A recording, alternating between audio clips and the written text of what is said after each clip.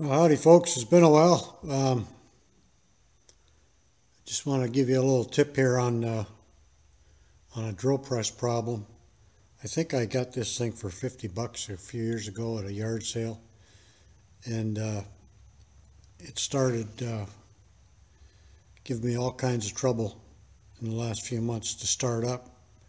Had to spin this to get it going, and popped the top up, took the belt off, it ran fine. Took the thing apart at the back and checked the motor out, and it seemed really good. So I did a little research. First I thought, well, I'll just buy myself a new drill press. And then I got looking at the price of a new drill press and did a little research and figured I'd take a chance on a starter capacitor. And so that's what I did. So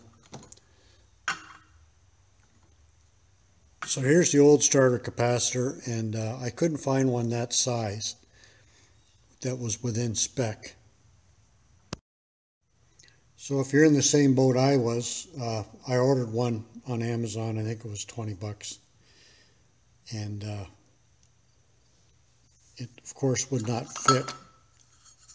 This cover wouldn't fit, obviously.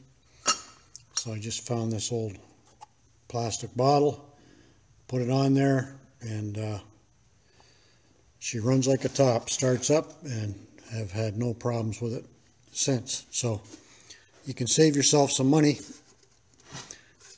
if you have that problem by doing that, because the price of stuff now for a new drill press, a decent one, you're looking at, probably north of 200 bucks. So anyway, that's a little tip for today, and I'll catch you later.